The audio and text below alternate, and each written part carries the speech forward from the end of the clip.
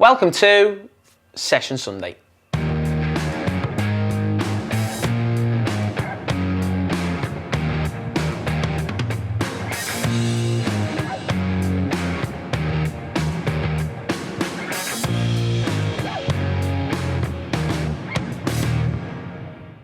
Hi guys, it's Jack Edwards, and in this week's video we're focusing on attacking drills. But before we get into this week's video, make sure to leave us a like and subscribe, and if you missed last week's video, click on the link above.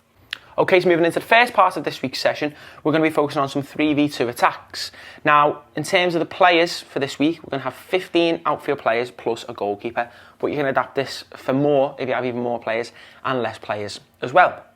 Now, in terms of equipment for this week, we're going to be focusing on using balls, bibs and cones. Then later on, we're going to have some small-sided goals, but if you don't have them, you can just use, obviously, poles or cones to set out an area. Now, in terms of the setup for this part of the session, you're just looking to maximise how much space you've got, okay? So the players are going to start, so let's say you've got half a pitch, they're going to start just inside, okay, the halfway line, okay? And you want to try and use maximum amount of width, okay? Or you can limit it to the width of the 18-yard box. So the reds are going to be the attackers, the blues are going to be the defenders, and you can just look to swap players over. Now, the play starts with all the players facing the goal. Then on the coach's instruction, they're going to shout, go. The coach will play the ball far ahead one of the players, okay? The players are then got to sprint onto the ball, so the 3v2, so obviously the defenders look to get themselves back in, attackers look to get onto the ball. Then when they retrieve the ball, it can either be, obviously, play it into space, okay, for a finish, or can I play a drive into space, drive towards goal, obviously defenders look to recover, we can play it in, we can look to score. Now, as soon as the play is finished, so it's finished by either the ball going in the goal, obviously the shot either going wide, keeper saves it, or if the defenders make a block and the players don't retrieve the ball in 3 seconds, the play's dead.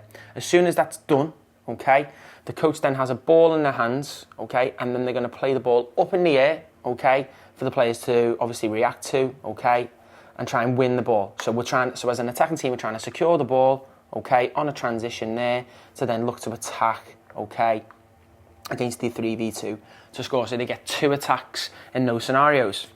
Now, as soon as that second attack is done, the players here just look to move up, okay, we get the players coming to the back of the queues, okay, coach gets ready with the ball again, and then we look to go again. So this time we could see it played on that left-hand side. So you want to try and use the wide players at first, okay? But if you wanted to, you could play it more straight, and it's a bit more of a battle between one of the defenders and the middle player. But again, play it miles ahead. The player's going to sprint onto that ball, okay? The player could literally get there, miles ahead of the defender. They have a player in space in the middle, okay? We set it into it's a counter-attack, play in there, and then we look to score. As soon as it's done, the coach will then clip it into a wider area. Okay, the player looks secure it. They could get isolated 1v1. Can they look to beat the player? Can they look to cut inside? And then we focusing on our movement to create space for another player to receive, drive into space to score. So again, we're focusing on our reactions, okay, our awareness of our surroundings, attacking the space quickly, being confident on the ball, okay, and then focusing on our movement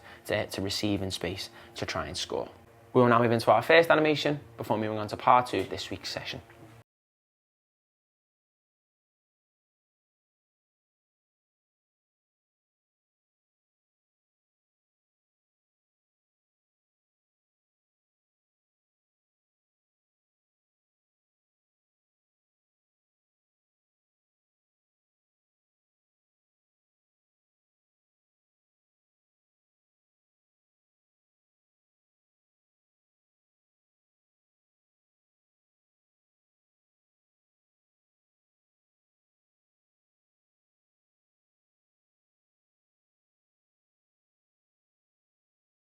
Now moving into part 2 of this week's session, we're now focusing on a bit of a dribbling race to then move into a 2v2. So how it's going to start is, in terms of the setup for this part of the session, so the 2 players here, okay, are going to be between 25 and 30 yards from goal, and then the start point here is going to be 5 yards further back, and then just 5 yards to the goals. So you're looking at about 40 yards of depth, and then the width in between here, okay, there's going to be 20 yards between these between the 2 teams there. Now, what the players are going to do, they're going to dribble across and around the opposite team's cone, okay, to then bring it into the space. They have to come past the goal, the opposition's goal first, before they pass it into the goal. Now, as soon as the first person has passed the ball into the goal, let's say so it's the Reds there, the coach will then play into their partner, and it goes 2v2. But this player can't join until they score. If the opposite player misses the goal, they can't join in, so it goes 2v1. Okay, so that's kind of an incentive for them to make sure that they score, so make sure we're concentrating, not just, oh, that player scored, I can just miss. Okay, so it gets played in, we look to hold the ball up. Where's our support runs? Obviously, this player's going to look to come back in now because they've scored. Can we get into, obviously, play into space to then attack the goal and then score? Once it's finished, the player who was the strikers will come to the back of the team's queue. So again, these players look to move up there. This player looks to come to the back of the queue. Then the two players in here, okay, who did the dribbling, okay, look to move up one, okay, and then become the strikers. So again, teams start with the ball, okay, players look to drive into space, okay, so avoiding each other in here.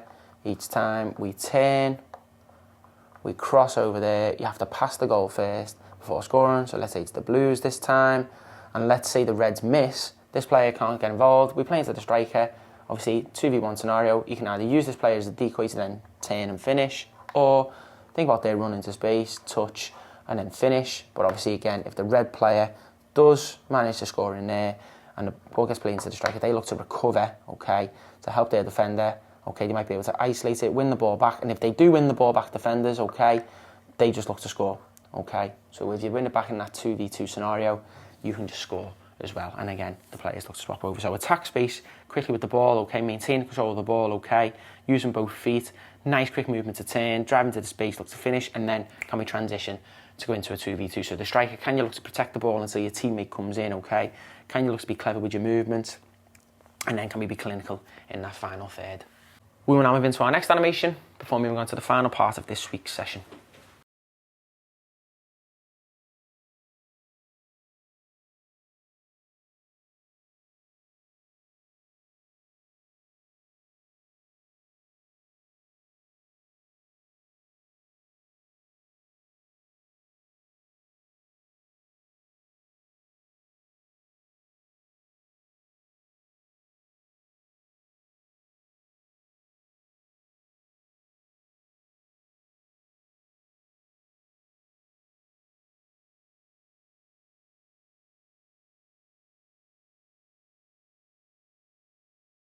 Okay, now moving into the final part of this week's session, we're now focusing on a small-sided game, okay? Now, in terms of the setup for this part of the session, if you want to use a full half a pitch, but just the width of the 18-yard box, that's fine.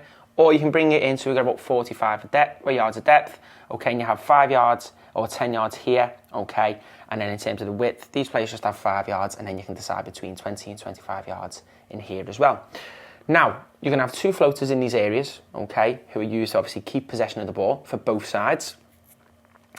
And they are unopposed. Now, the player in the middle here isn't. So when the Blues defend them, they can look to pressure this player because if they win it in this area, okay, that's a goal for them, okay? Because the Blues' aim is to either pass or receive or dribble, okay, into this area. Now, when they do that, they turn and go and attack the goal, so it's a bit of a transition there for them. So once they score in here, they can try and attack the big goal. If the Reds win it back, their aim is still to try and score. So we can try and get a transition there where they're going to be out of position, changing, obviously, to attack. So there's going to be more space for us if we win it back, to attack. Now, the Reds look to keep the ball, okay, and try and break the opposition down, okay, to score. So if we're playing into these areas here, we want to try and retain some width, okay, and get movement in between the lines and movement in behind the defence. So if we can't find forward options, okay, if we're struggling to break them down, can we use these players, okay, to recycle the ball, draw the opposition out a little bit, okay? We want the midfielders having confidence to move in between the lines, okay? Wide players looking to stretch it, okay? Then we can look to bounce the ball and then, again, focus on if we're going to play a forward pass, can we get forward runners? Now, this player might not be able to receive the ball, but they might drag a player out into space, which means that we can play to a wide player or somebody in between the lines to then attack space, okay? And then get the ball into a dangerous area to score. So if the Reds score, retain possession of the ball again. Now, if we lose the ball in these areas, so let's say we try and play into here, we're trying to counter press, okay? So, nearest man, presses the ball, Players around that screen the passes, okay, to make it difficult for them. We defend one side, so the players come across because we're trying to stop them getting the ball into here, okay? This player stays locked in, but can swap over at any time. So we pressure that. So then let's say they try and play in behind here, okay, for this runner. We retrieve the ball back. What have we got now to attack into? Space. We play into a player quickly, and then we try and score. So obviously we're trying to break them down, but we're focused on the opposite side of when we lose the ball, can we press, okay, counter press quickly to try and retrieve the ball back? One, the opposition obviously trying to get the ball forward. You've got players moving into attacking positions, which leaves us more space if we win the ball. Now, so again, we're talking about retaining height, width and depth, okay? So the midfielders are looking to roam a little bit more, okay? Especially against two in here. So when this player gets the ball, instead of this player dropping in, kind of looks to move into a 10 position. Or if they spin out, can this player move in? So in between the lines, because then if we receive it in between the lines, okay, we broke that line of defence, and then we might get players moving in behind, pulling off to create space for us to score. So you want to try and rely on to the players about having confidence in that final third. Don't be afraid about having a shot and taking risks, because if we don't take any risks, then we won't score. Okay, so think about trying and relying on to them, okay? If we try and take a risk and it doesn't come out, and then the opposition win the ball back, then we look to pressure it, okay?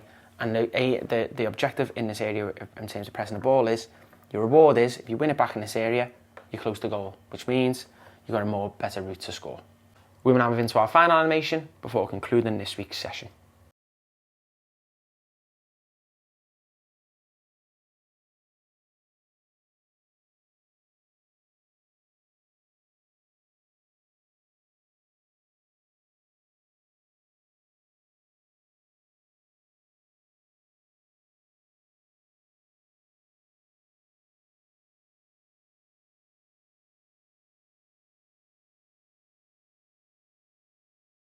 Thanks for watching this week's video.